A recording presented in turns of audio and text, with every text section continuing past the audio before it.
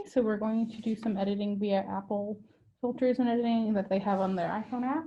So for this picture, I chose a vivid warm, and then I went to exposure, and I put it to where I wanted it to be to make sure it brought in the right light. And then for this one, I did it again to just add some contrast. Again, this is just me messing with the lighting basically. And then shadows, I added a bit more to get some depth to the picture. And then I was just scrolling into vibrance, brought it up a little bit because I really like the colors this filter gave.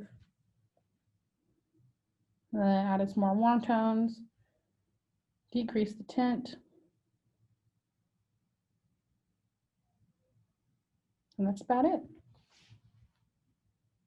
And this is a before and after. Okay, this is a VSCO edit, and they have a lot more filters than just like regular iPhone or something like that. So you see me just kind of scrolling, picking the right filter that I wanted for my cat, or for my roommate's cat. I was really indecisive today. Then I clicked on that, and then again, this is the same type of stuff with like Apple filters as well. So you just click contrast to like make the filter lighter or darker and adjust the lighting within the picture. Added some contrast to give it some depth.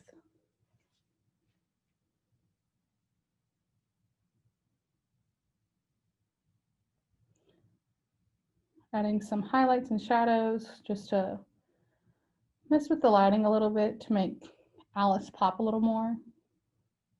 What a cute cat.